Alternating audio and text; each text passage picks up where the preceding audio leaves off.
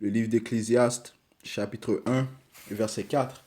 Une génération passe, une génération vient, et la terre subsiste toujours. Verset 9. Ce qui a été, c'est ce qui sera, et ce qui s'est fait, c'est ce qui se fera, et il n'y a rien de nouveau sous le soleil. Je vais commencer en donnant tout honneur, toute gloire à Yahweh, Bahashem, Yahweh Shai, Bahashem Rahakudash. Double honneur et respect aux apôtres de Great Millstone et Shalom aux élus. Ok? Donc, les versets que nous venons de lire expliquent le phénomène de régénération. Ok? Une génération passe, une génération vient. Ok? Donc, ce qui signifie que les choses se renouvellent. Ok? Ce qui a été, c'est ce qui sera. Et ce qui s'est fait, c'est ce qui se fera. Et il n'y a rien de nouveau sous le soleil. Et ceci inclut les esprits. Ok? L'esprit ne peut mourir. L'esprit est énergie. Ok? L'esprit retourne à son créateur. Ok? Lorsqu'un homme meurt, ok, sa chair se décompose. Ok? Elle retourne à la poussière. Mais par contre, son esprit retourne à celui qui l'a créé. Allons voir ça au livre de Ecclésiaste, chapitre 12, verset 7. Ça dit ici, et que la poussière retourne à la terre, ok, la poussière faisant référence à cette chair, ok, notre chair, ok, elle retourne à la poussière dont elle a été composée, ok, comme l'est mentionné dans le livre de Genèse. Donc, selon ce qu'elle était, ok, et que la poussière retourne à la terre selon ce qu'elle était, et que l'esprit retourne à Dieu, Yahweh, qui l'a donné, ok. Donc, encore une fois, l'esprit est immortel, l'esprit retourne vers son créateur, et le créateur relance cet esprit sur une nouvelle chair, ce qui explique le processus de régénération. Ok. Allons au livre de Psaume, chapitre 104, et verset 30. Verset 29. Tu caches ta face, ils sont dans l'épouvante. Tu leur retires le souffle faisant référence à l'esprit, ok? Ils expirent et retournent dans leur poussière, ok? Tu envoies ton souffle, ils sont créés et tu renouvelles la face de la terre, ok? Donc encore une fois, ce passage-là explique le phénomène de renouvellement, de régénération, ok, de réincarnation. Réincarnation signifiant retour, incarnation, incarné qui vient du mot charnel, ok, ou la chair, ok. Donc, réincarnation signifie retour à la chair, ok. Donc, l'esprit passe par un processus de réincarnation. Ok? Donc, il retourne à une chair. Je relis le verset 29. Tu caches ta face, ils sont dans l'épouvante. Tu retires le souffle, ils expirent et retournent dans leur poussière. Ok? Donc, ils meurent, la chair retourne à la poussière. Verset 30. Tu envoies ton souffle, ils sont créés et tu renouvelles la face de la terre. Ok? Donc, Yahweh Shemiacha qui contrôle l'esprit. Ok? L'esprit ne meurt pas. Maintenant, allons au livre de Siracide, chapitre 14 et verset 18. Comme la feuille verdoyante sur un arbre touffu, il laisse tomber les unes et fait pousser les autres. Ainsi en est-il des générations de chair et de sang. Les unes meurent, d'autres viennent à la vie. Alright? Donc, euh, allons maintenant au sujet d'aujourd'hui qui sera centré sur Yahweh Shai et Salomon. Comment l'esprit de Yahweh Shai est l'esprit de Salomon. Yahweh Shai est la perfection de Salomon. Ok? Et les deux possédaient le même esprit. Commençons au livre de Proverbes. On va prouver ça avec plusieurs versets. Ok? Comme les Écritures disent, il faut prouver toute chose. Proverbes, chapitre 8, on va commencer au 22e verset.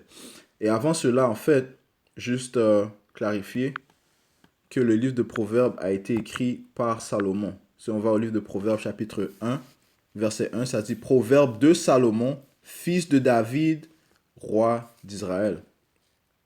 Ok, maintenant allons au huitième chapitre, ok, du livre de Proverbes écrit par Salomon. Ok, ça dit ici, au 22e verset, Yahweh m'a possédé au commencement de ses voies, avant ses œuvres les plus anciennes,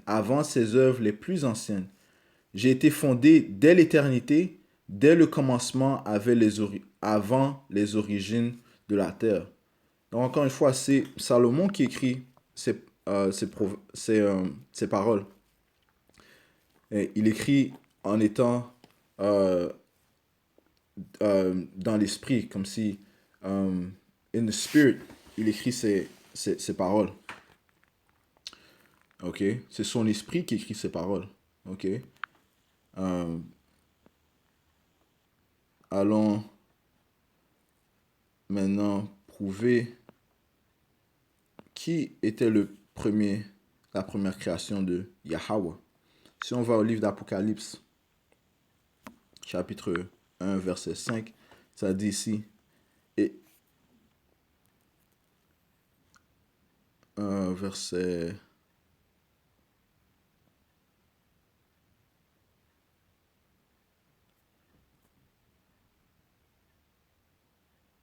Yeah. Verset 5. Et de la part des 7 esprits qui sont devant son trône, et de la part de Yahweh Shai HaMashiach, c'est le témoin fidèle, le premier-né d'entre les morts, et le prince des rois de la terre. Ok? Yahweh Shai est le premier-né, le premier esprit créé par Yahweh fut son fils Yahweh Shai. Apocalypse 3 et 14. Écrit encore à l'ange de l'église de Laodicée. Voici ce qu'il dit. Voici ce que dit l'Amen, le témoin fidèle et le véritable, le principe de la création de Yahweh. Allons voir ce que dans la Louis II. Ça dit Apocalypse 3 et 14. Écrit à l'ange de l'église de Laodicée. Lorsque c'est écrit en rouge, on est d'accord que c'est Yahweh Shai qui parle. Voici ce que dit l'Amen, le témoin fidèle et véritable, le commencement de la création de Yahweh. Ok?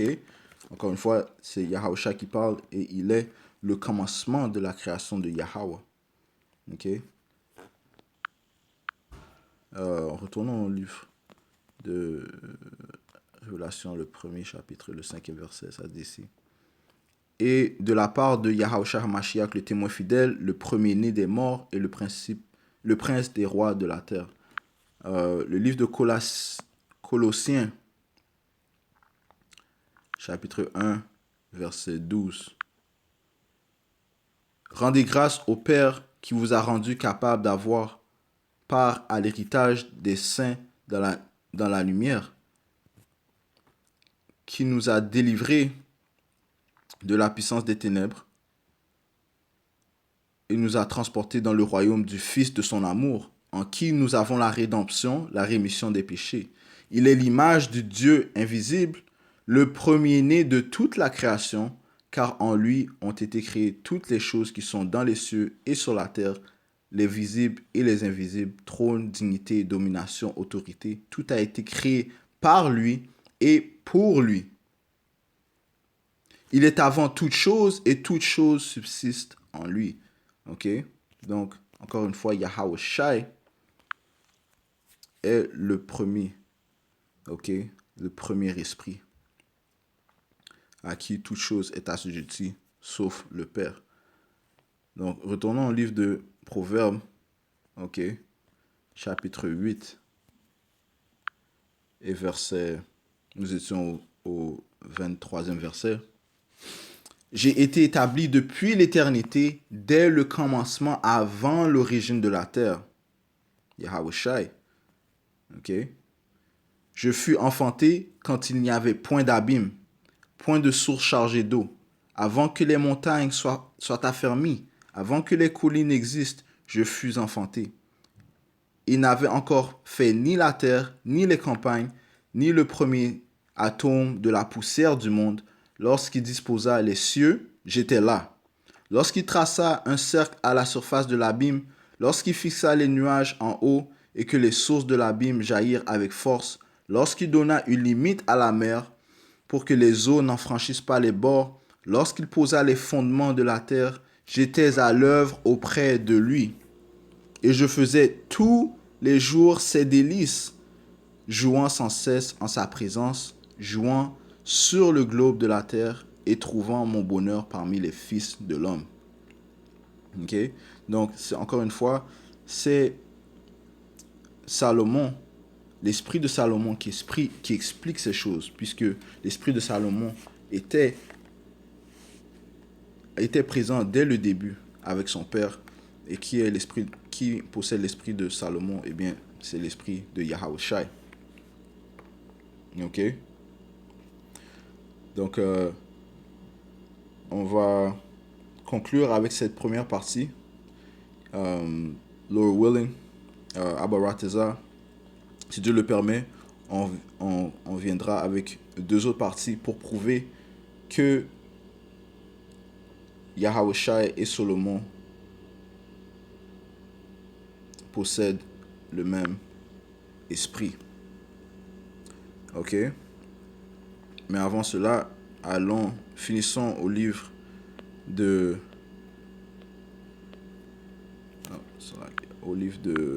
sagesse. Ok? Sagesse.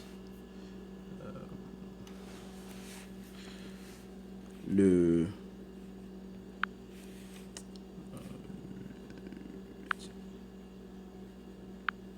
septième chapitre.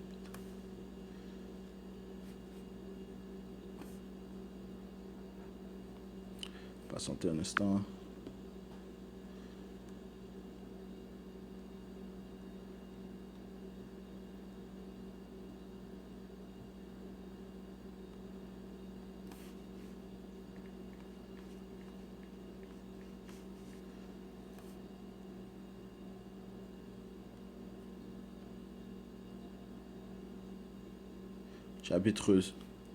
Le livre de sagesse, chapitre 7 et verset 17.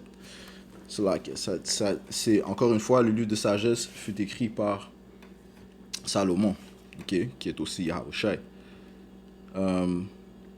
Chapitre 7 et 16. Nous sommes dans sa main, nous et nos discours et toute la prudence et le savoir-faire. C'est lui qui m'a donné la véritable science des êtres pour me faire connaître la structure de l'univers et les propriétés des éléments, le commencement, la fin et le milieu des temps, des retours périodiques du soleil, les vicissitudes des temps, les cycles des années et la position des étoiles, la nature des animaux et les instincts des bêtes, la puissance des esprits et les raisonnements des hommes, les différentes espèces des plantes et la vertu des racines. Tout ce qui est caché et à découvert, je l'ai appris. Ok? Pourquoi? Puisque Salomon est Yahushai, il est le fils du Tout-Puissant. Et on sait que le Père aime le Fils et lui a dévoilé toutes choses. Alright? Donc, on conclut avec ça et on revient avec une autre partie pour prouver que Salomon est Yahushai. Yahushai est la perfection de Salomon. Alright, je finis en donnant tout honneur, toute gloire à Yahweh, Bahashem Yahushai, Bahashem Rakudash, double honneur et respect aux apôtres de Great Millstone et Shalom aux élus.